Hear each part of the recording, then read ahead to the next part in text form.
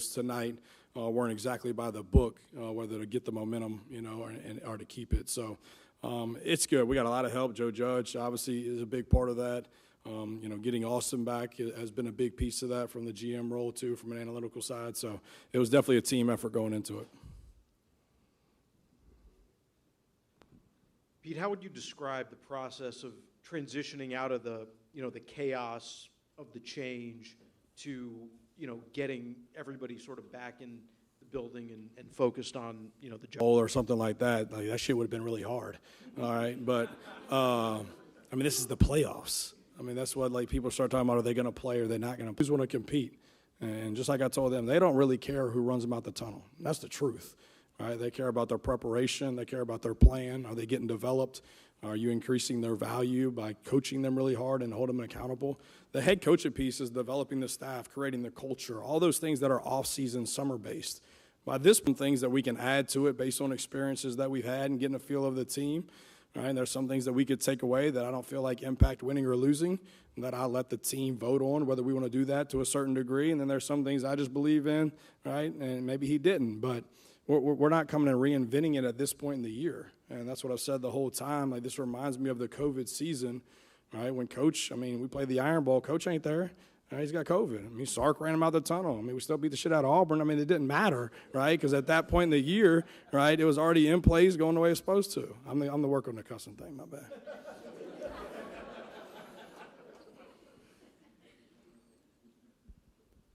That's 2 games with Tulane that you guys have held them on fourth downs. I think 0 for 7 over those 2 games. What's been the key to winning those situations?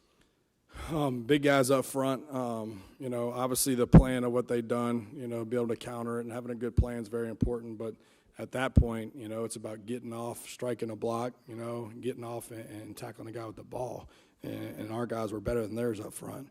It is normally. And so once you put Xavier Harrison there and the Will Eccles of the world and the Cam Franklins and JBs and all those guys, my money's on them.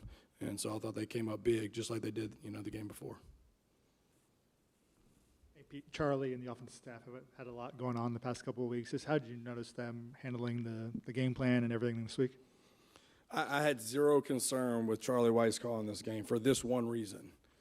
Charlie Weiss could not afford not to call a hell of a game. All right, all he's heard, right, his whole life, Lane Kiffin's office, Lane Kiffin's office, Lane Kiffin's office. So this is his one opportunity, right, for people to realize Charlie Weiss calls the offense, right, just like he's done all year, and he did a great job of tonight. So I had no concern on that, because the last thing Charlie wanted to do is come out here and lay an egg, all right, because then whose offense is it? Yeah, you be writing about it. Whose offense is it? That's right. You can say his name. Whose offense is it? Okay. No, you just said Kiff's. Yeah, because he didn't score any points, so Kiff wasn't here. Right, so then now, Charlie doesn't call the plays. So Charlie does a great job, and there was zero concern with him. Like I said, from the very beginning, he didn't get on that plane with any doubt that he was going to coach us in the game, because that's who he is. All right, so he did a great job. Hey, Pete, when it was 14-3 and you had 4th and 4 down there and you decided to kick the field goal, was that an easy decision, hard decision? A lot of because the book is going to say it's 2 possessions still, right? But I coach defense. It's 2 touchdowns. All right, that's different for me. All right, so at that point, it was keeping the momentum of the game. And at that point, we had just stopped them on 4th down. And this is where I'm. So at that point, to keep the momentum of the game. So that's why we did it. Pete, without using any crude language, how nice is it going to be for the next couple of weeks to hear it's just going to be about Georgia and Ole Miss and nobody else? We'll see. Y'all control that.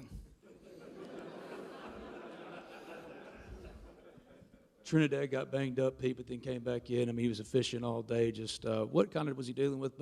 All day. Just what kind of was he dealing with? Over there when he was, on the field laying down, I was like, look, dude, you don't have to do this for attention. Like, you got your own flags. Like, you got your own song they play in the stadium. So, no, I think he got a little bit banged up, but man, that dude's tough as nails. You're talking about a kid that came from D2 to the SEC that was viewed that had a starting quarterback.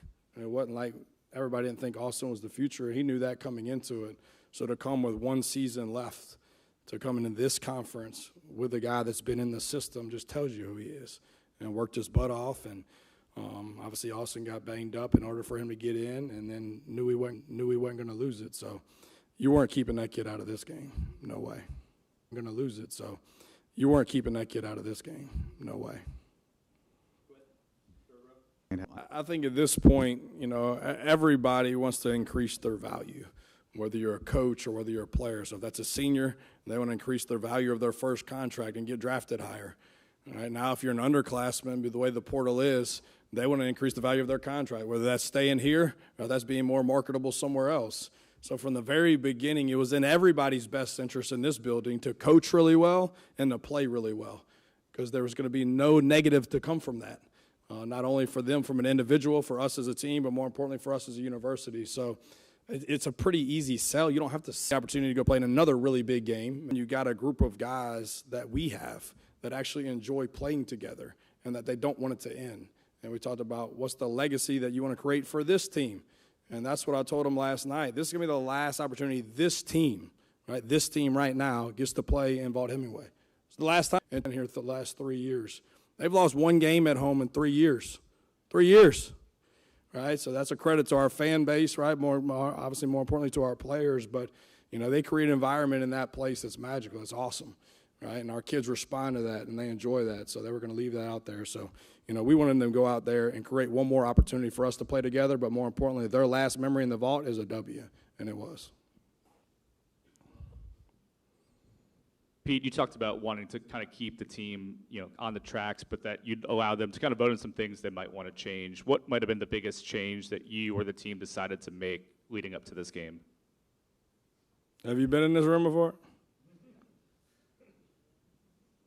Well, it used to be right there. Well, it used to be right there. Basketball goal. We got rid of the basketball goal. We got rid of the basketball goal, and I'm issues that they have of how important this place erupted when I allowed them to be able to do that. But that was voted on by the Leadership Council. So some of those tonight didn't have the exact same shoes on. Didn't change the uniform on that. And then, for me as a player, it was always like I didn't like the forced fun aspect of getting teams together. That was a big piece. And that 2-week period, I called every player in. I was like, hey, give me one thing, the one thing that you love the most about Ole Miss.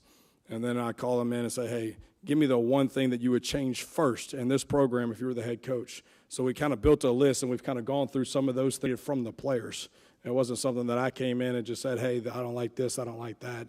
I think right now it's about keeping the routine the same for the players that they like. And there's some things that they don't like that we're going to do because it's discipline and it's the right thing to do. We're not leaving that up to them. But some of the things that don't matter, right, those are the things that we're talking about. Pete, how are you feeling, and how are you? Are you sleeping now, or do you sleep when you're dead? When does that happen? I feel amazing. No, yeah, I get some sleep, yeah. Grace Rayner with The Athletic. What will you remember most about today? Probably the players' smiles, in the fourth quarter when the lights went down and they're walking by. Like, there's very few games, especially in the playoffs, to where you get that feeling during the game.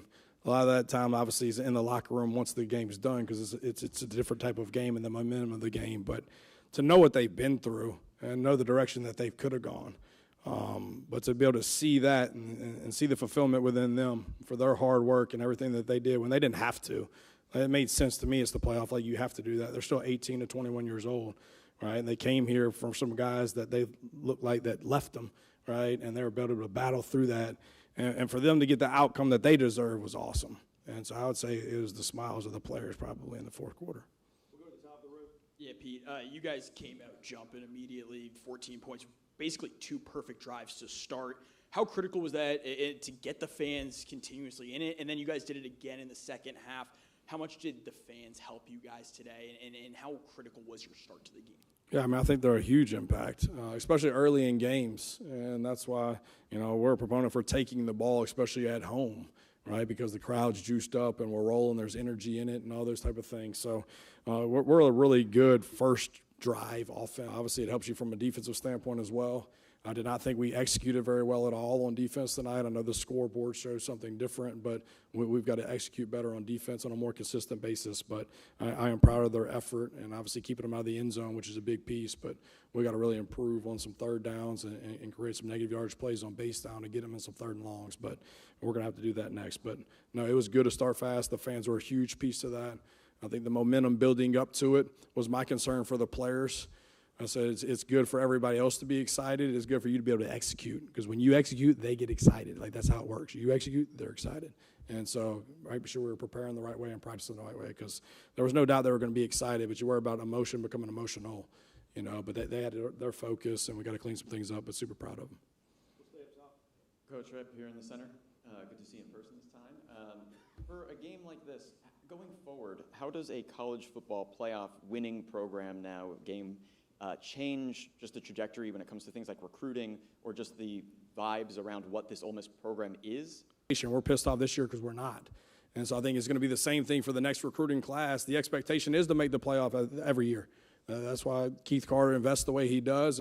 We had a talent enough, and that legacies came true for them. So I think that's going to be for every class coming forward. That's the expectation of where this program is. It's a top five program in the country, and that's your expectation every year.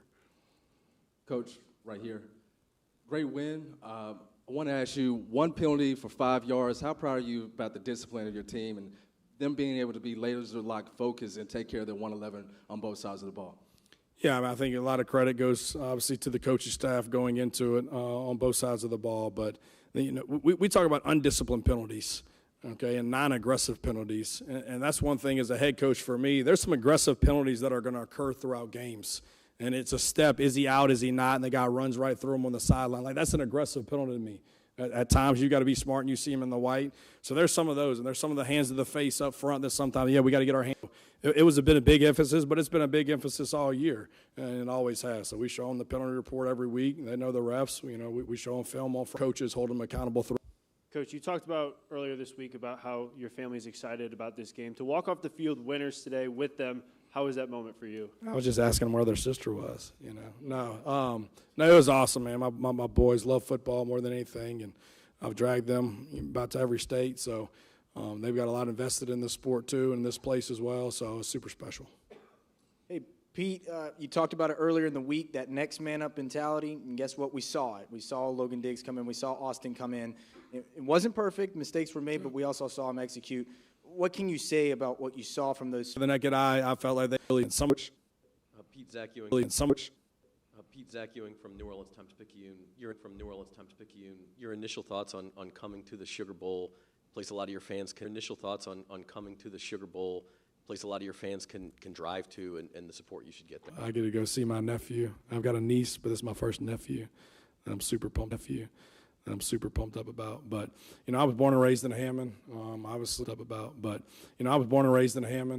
Obviously, you know, recruiting-wise, we like to take a 5-hour draft. So I think New Orleans will play different places. So we're going to be challenging a really good Georgia team, but it's a great venue, great place to play. And great food. Appreciate it.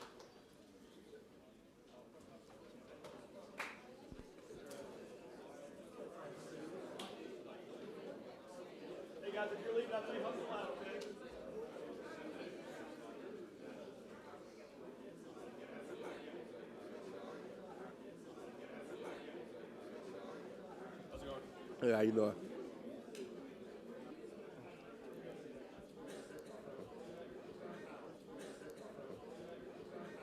For the media, the press box will close at 10.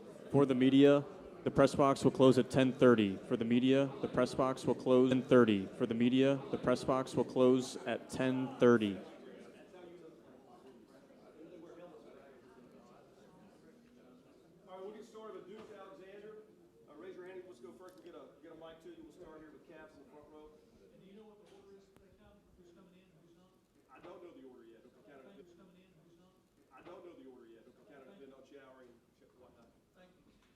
Deuce, what was it like playing in this environment today? It was just a great environment. Just love seeing all the fans out there, everybody out there with their belts, you know. Play as well as you did. It just, like, we had great preparation, you know, like stuff going on, but everybody kept their focus, kept the main thing. We just went out there and handled our business.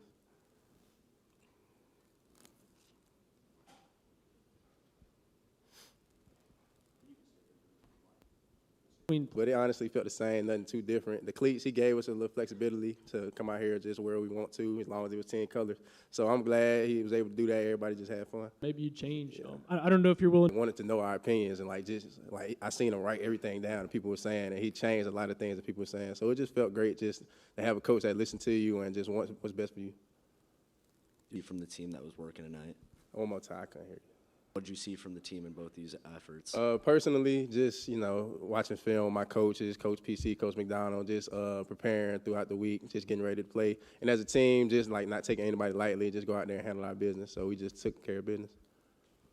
How did tonight feel for you? I know mentioning after the Egg Bowl that you kind of wanted to see more targets come your way and just get more involved in the offense. How did tonight feel leading the team in targets and kind of just being able to display what you could do on the football field tonight? Yeah, it felt great to, I know I kind of showed my emotions a little bit that game, but I had a conversation with the coaches and just letting them know, it came from a good place. I'm not that type of guy. And I'm just glad that they believed in me enough to give me those targets this game and just see, be able to showcase what I can do. Deuce, first ever college football playoff game here at Ole Miss. How did it feel to be a part of making history? Yeah, hey, man, it felt great. First season, coming here, I knew, when I first got here, we was going to be a great team. But honestly, this is great. There's been so much news and so much talk about Coach Kiffin leaving. As players, how ready were you guys to go out and show what you guys can do and make the kind of statement that this season's been more about you guys than anybody else? We was just ready because, just blocking out all the extra noise, people saying we wasn't going to be the same. Go out there and show everybody, prove everybody wrong. 12 days, quick turnaround, get another rematch in Georgia. Just kind of what does it mean to have another chance at them? It feels great, man. It's always a great matchup against them, the history between the two teams, and I'm just glad that we get to go out there and just play them again, have a chance for the get back. So I'm just ready to go.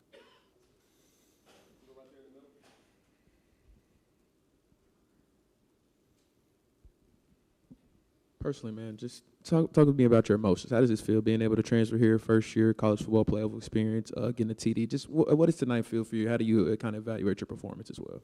It's been great, man. This is why I came here. I came here to play at a high level and play in some big-time games. So just to see all of my hard work and, As a veteran on this football team, one of the elder statesmen here, you've played a lot of football, a lot of college football. How did tonight's atmosphere rank compared to other atmospheres you played in? it was for sure up there. The fans really brought a lot of juice out there. We really felt it on the field. You know what I mean? We try our best to stay locked in and focused, you know what I mean? But with all the fireworks going on, you can't help but look around, But it was great out there, the fireworks. Yeah, how much emphasis was there just within the locker room over the last couple of weeks to show that the last few weeks of chaos and change around here weren't going to impact, the way you guys played on the field? It wasn't really showing all the noise didn't matter. It was just more about going out there and doing what we do. We played at a high level all season, so nothing's going to change. Just because we're in the playoffs, we're not going to play the game different or call it different. We're going to go out there, play our ball, and we play ball at a high level. I'm really excited to go out there and play them again. I feel like in the first game, we came up short, and there's some things we could have executed better. So just excited for the opportunity to go back out there and just having someone like that who's a leader of all of us, seeing how he's so locked in and really trying to push us to do our best, it brings out the best in Q1, had a catch for over 346 yards. What kind of testament does that talk to the room and also your quarterbacks as well? It shows our real focus and our real goal is just to go 1-0. We don't care who the ball goes to or who has all the stats. We just care about winning. As long as we can do our job and help the team win, that's all that matters.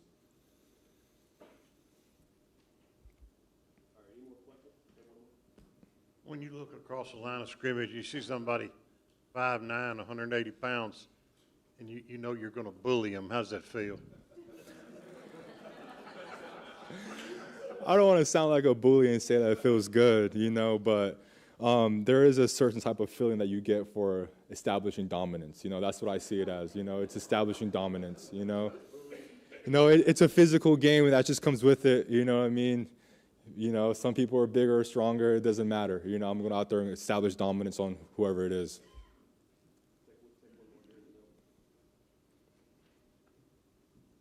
continued to notice the presence of your family and friends this year. Just what have they meant to you? And Great, man. It was great. You know, we're just trying to keep doing what we can, you know, keep reaching for the stars. So just keep going and keep on pressing and trying to go 1-0 every week.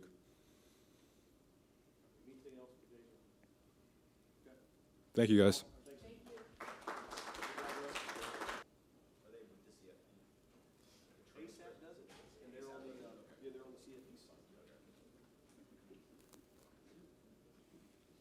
Mississippi, and how important is it to you, or how football playoff game, but to win one as well?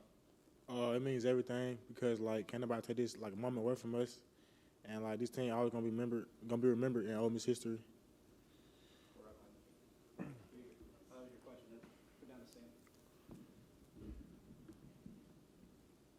From what I could see, there's no hoop, no chain on the sideline. What's the difference playing for Pete? It's a chain now actually, so we took the hoop away and we do the chain now. So it's not really a big difference. It's the same standard that we've been having since the spring. So ain't much really changed for real. TJ said something earlier in the week that really stood out. Downs, where like we need to get off the field on them critical downs. So I don't think we done played our best the whole season, but we're gonna fix some things, get ready to go into Georgia.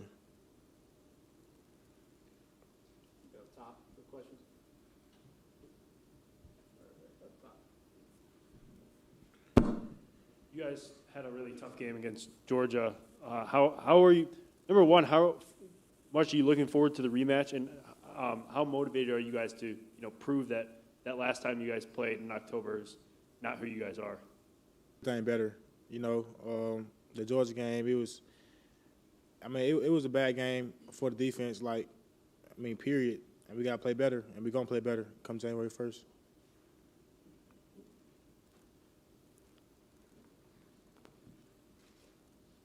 How's tonight's environment ranked any of game you've been a part of so far in your college career? It was up there. It was our seniors' last game, so just like being in the moment, like towards the fourth quarter, I just started thinking about all our seniors of this team. Personally, and two, how if you do. Me and TJ Dottie, we was just like, I swear, we was just literally just talking about that, like 30 minutes ago. So man, it's a personal thing now. So we know we gotta go play our best, like I said, and go be dominant, like we know we can.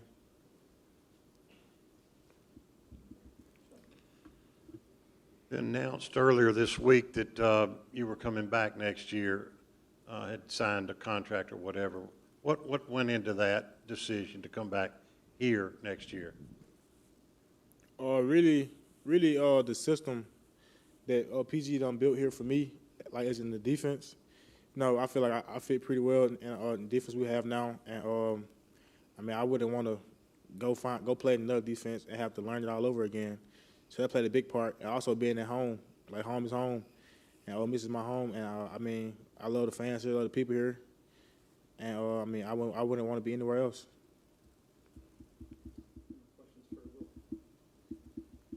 Thanks, Will.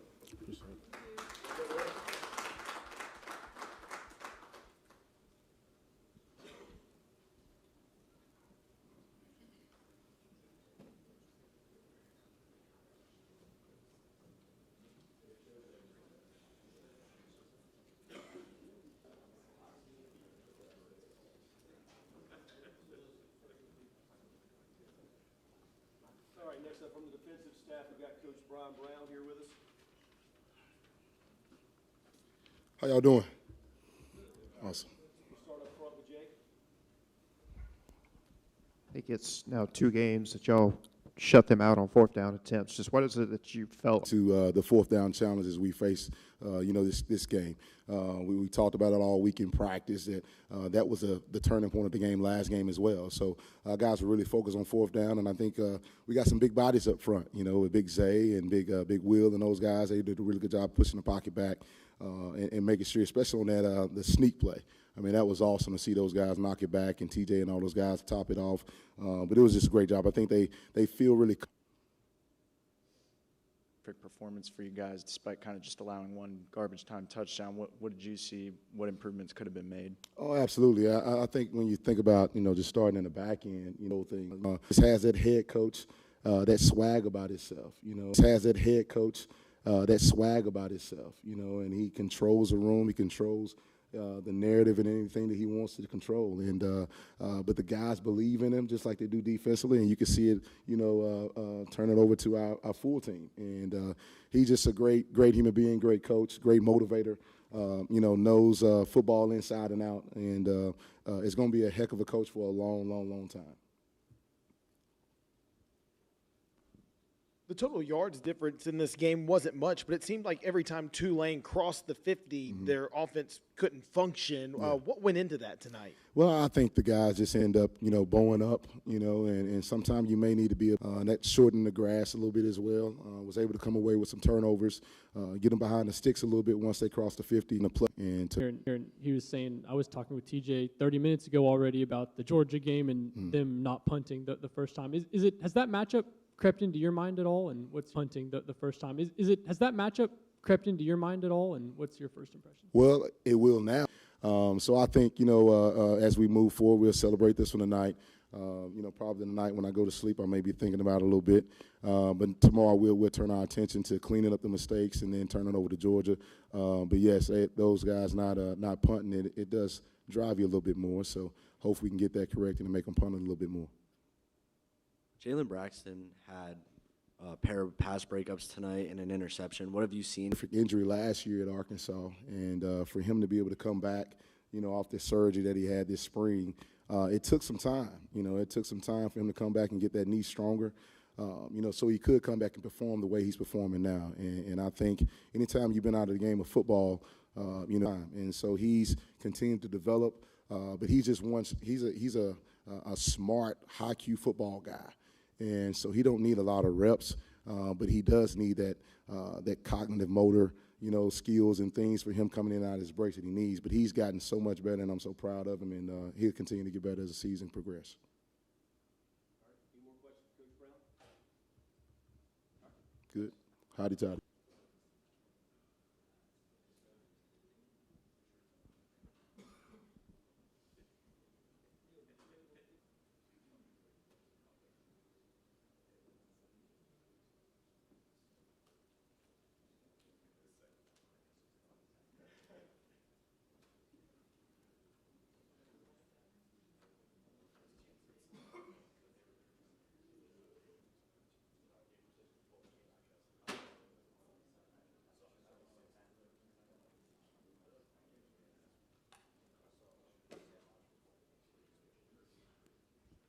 Guys, I apologize for keeping you waiting. I did not know I had a press conference, so you guys caught me fresh before I got a shower. So.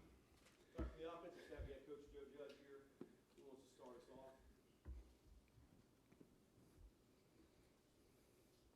off? Joe, how would you just describe, the last few weeks, getting this team to kind of put the chaos of Lane leaving in the past and, kind of work through the issues that you guys have had to deal with as a coaching staff and get ready to play today? Well, the best part of it was just getting back to normalcy with football, right? When we got back to the meeting and focusing on Tulane and getting ready for practice, that's the thing that kind of sent everyone back into, what's the mission at hand? Having those guys come back up. Charlie did a phenomenal job these last 2 weeks. He really did, coming back in here. Remember this too, phenomenal team.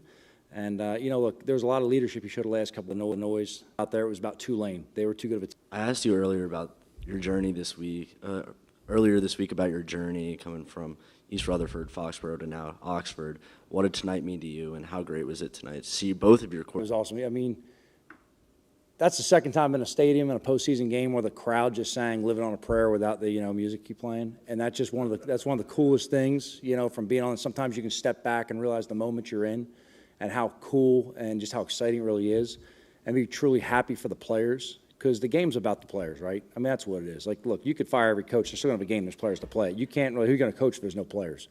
So seeing these guys, achieve the success and give themselves another opportunity in a couple weeks against a very good Georgia team, that was really, really good because they worked very hard. They stayed focused, went through a lot of, long extended days. You got to remember, that normal routine that they went through for 12 weeks changed our time to do it for.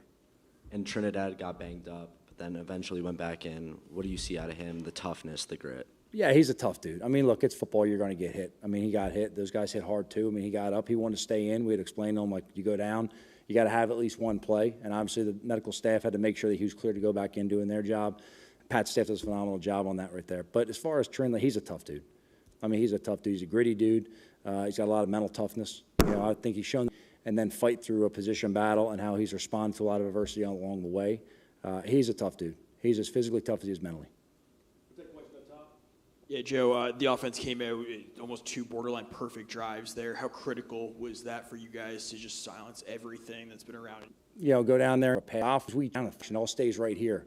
You know, this team's done a really good job. So we knew going into this, kind of all stays right here. You know, this team's done a really good job. So we knew going into this, you know, postseason, there's going to be highs, there's going to be lows in the game. We just got to keep it right here. So we're very pleased how we started off tonight. You know, both halves as far as like going down there and it be able to, pleased how we started off tonight. You know, both halves as far as like going down there and it be able to execute, score, come away with touchdowns. You know, but at the same time, if we had started out slow. Yeah, and then follow up. You've been a part of championship organizations programs before. How does this compare pedigree-wise in that locker room? Do you feel like this team has true championship in that locker room? Do you feel like this team has true championship DNA? You see a team that's very unselfish because they've been able to go through a lot of games. That this is a very, very tough competitive conference. They've been able to win a lot of big games when they've been up, when they've been down. You know, closing games out when it mattered, executing in situations, 2-minute drives, things of that nature. That's just the formula that you have to have a chance of success. There's a lot of talented teams in this country that are sitting home watching teams play right now, okay? More talented teams in a lot of instances right there, but they don't have a team, right? So, you know, PG did a great job this week of getting these guys really bonded and buying in and blocking out the outside noise and really focusing on Tulane. But in terms of, like, the next step of where we're going, you know, again, we kind of talk to the players, like, you don't talk about Fight Club. We got the Georgia Bulldogs. Whatever's after that doesn't exist right now. So whoever's thinking about hotels or trips, whatever it may be, that game doesn't exist. We've got the Georgia Bulldogs. They're a really good team, coached as well as anybody in the country. They play tough, they play fast, and just really extra bonus days right now on the front end. We've got one game that exists right now. We've got to earn the right to have, you know, another Monday, another Tuesday, another Wednesday every week in how we practice and prepare. On those first 2 drives, was that Charlie's script? I was curious how far out y'all go and if you do any for the second half too, if that's not confidential.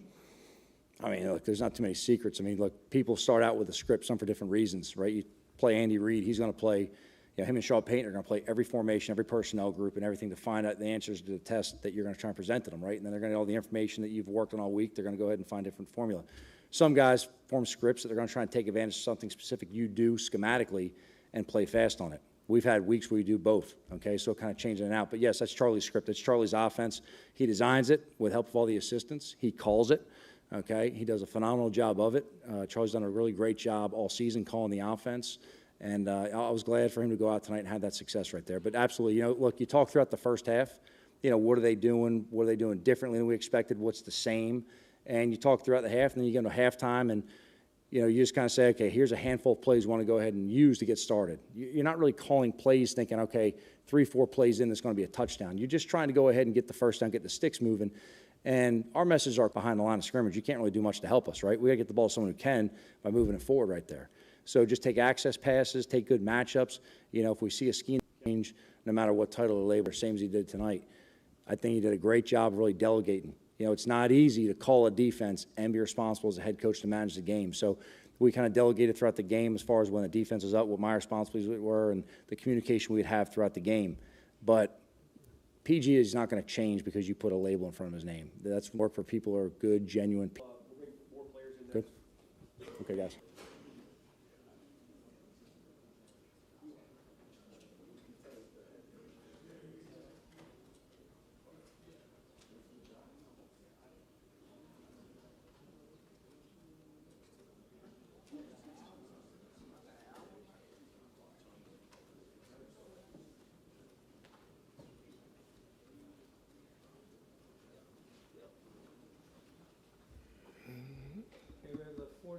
Players, TJ Godry.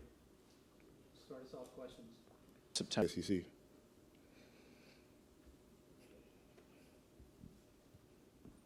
Thank you. held them over. When we get to those moments on fourth down, critical down, executing the play call, because it's really not about the play, it's just executing the every 111 job at that point.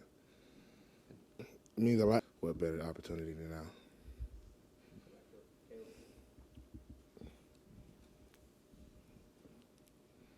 Yeah, TJ, we talked to Will earlier, and he told me that the last game against y'all, what are you most looking forward to in facing the Bulldogs again? Man, just spotting the ball, man, getting out there and playing them. Know they're a very physical team, and we're a very physical team, so that's what I'm most excited for, just the physicality of that game.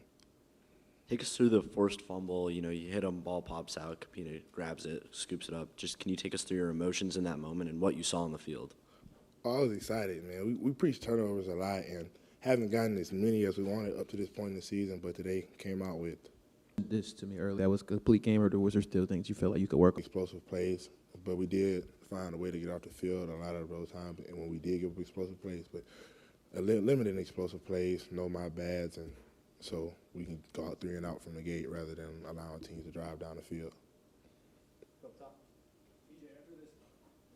After everything this team has been through, how was it for you guys getting a win for Coach People? Means a lot. He deserves it, man. The guy he is, program a lot, and that shows. So it was huge for us to get that first one for him. Any more questions for TJ? A lot of your teammates on the defensive side of the ball have said they're kind of coming back. Are you the kind of guy that kind of figures that stuff out at the end of the season, or do you already have a decision? Not that I'm asking for your decision. Yeah, definitely. I feel like I've been praying on it a lot, and the decision definitely gonna come. Really just been focused on the playoffs, man. Big opportunity, and don't want to waste it, and focusing on the future. We're good. Thanks again. Appreciate it.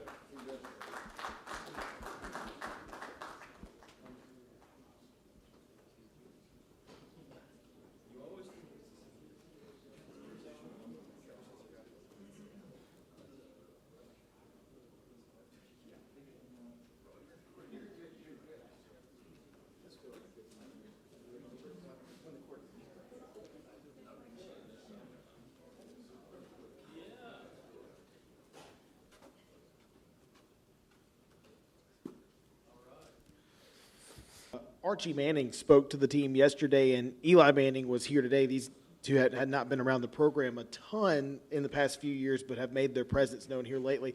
He had great words of encouragement. Seems like a really good guy. He's taller than amazing. The atmosphere, the juice was there for sure. The crowd was amazing. We executed really well. First drive was, I think, 3 plays, and 59 seconds was college football playoff record. So it was good that we had an early start. We had a good start. First of all, how are you feeling right now? And then 2, a year ago, you were winning the national title at Ferris State. You just won the first CFP game in program history for Ole Miss. What is this moment like for you? It's a surreal moment. If you would have said this before the season, that I'd be the starting quarterback and I'd get Ole Miss their first playoff victory, I'd be like, you're crazy. But it's amazing. I just got to give thanks to God because, without him, none of this is possible. Yeah. Did you ever, when you were there, you had a record crowd, the biggest crowd in the history of the state of Mississippi to see anything today. When you were at Ferris State, did you ever even dream of something like this? Yeah, for sure. This was definitely a dream of mine when I was a little kid. I feel like me and my dad and my brother and my mom, this was kind of like the plan for me. Whenever I'd go to workouts, they'd sacrifice a lot, and it costs a lot to training sessions. And now that we're here, it's time to embrace it and have fun. But yeah, it's crazy to think about how my life has changed since being at Division II Ferris State and now being at Division I Ole Miss. I've seen some guys already with the Sugar Bowl hat. Just for you, what does it mean to have another chance at Georgia? And after how that first game went. Yeah, to have another shot at Georgia is a lot of our teammates are excited about that. When we found out that. What has she just meant to you throughout this journey? I always text her about anything that I need, any little inconvenience that I have at home or just in life in general. And she's just one phone call away, and she'll always pick up. And yeah, she means the world to me. And to have my family instill that, faith in me as a young child, I give thanks to them, my mom and my dad. But yeah, my mom, that's my best friend. I don't know where I would be without her, to be honest. Trinidad, up here in the center. Good to see you again. Congratulations. Up here, right in the center, all the way at the top. Yeah. Gotcha. Thanks. So, first of all, how would you describe Ian and now you're just playing again and got right back into it? And then also, going forward, how does the mentality of you and the team change, if at all, just knowing that you're a college football playoff game winning team going into, this rematch down in New Orleans? Yeah, we started the game off really hot. First 2 drives were, touchdowns. I missed a slant to Deuce, which second half, the adjustments really well. And, we knew that we were a really good team and that we could really execute, and that's what we did. And then to be in the college football playoffs and to be a competitor for a national championship, that was the goal. There really was no doubt in our team at the beginning of the season. I know that there were a lot of doubters that thought we were going to be a mid-tier SEC team, but we knew what we were capable of this whole year, and we knew that we're a contender for the national title. And now I hope we're putting the world on notice for that. Do you mind if I follow up? Also, we talked at the Connerly Trophy presentation a few weeks ago about how adversity brings the team together. How did you see that actually play out today in this big win? To be honest, I don't think that our team was really nervous or, doubting throughout the game. I think there wasn't really adversity today, to be honest. There were a couple, like I said, the 2 drives that we stalled out. You thought the dream was going to die? Today? No, just like in the pit. Did you ever think the dream was over to get to this moment? I guess you could say so. Like me being at Ferris State earlier on in my career, I was definitely contemplating if football was for me, a sport in 2 years. Like, should I really play or should I transfer to play basketball maybe? But yeah, there was doubt that the dream of me playing Division I football. Trinidad, to be the quarterback to get this program's first ever college football playoff win, first of all, how was that for you? And second of all, what was the environment like, or I don't want to say environment, what was the feeling like winning for Coach Golding and in the locker room afterwards? Yeah, it was great that we got the win. We knew Tulane was going to be a different team than when we played before, and props to them. They played a great game. Very hard physical team. Their motor, defensively, number 15, the Mike linebacker. All respect to him. He's a really tough player. But yeah, waiting on Coach Golding to come back in. I'm happy for PG, man. I know it's been kind of crazy and hectic, the last couple of weeks, and I'm happy that he got his first, win as the head coach, let alone a college football playoff win. So that's really cool to see. I know we ask you every time we see you, but have you heard about your eligibility yet? I have not yet. We are still waiting to hear, and yeah, we'll see.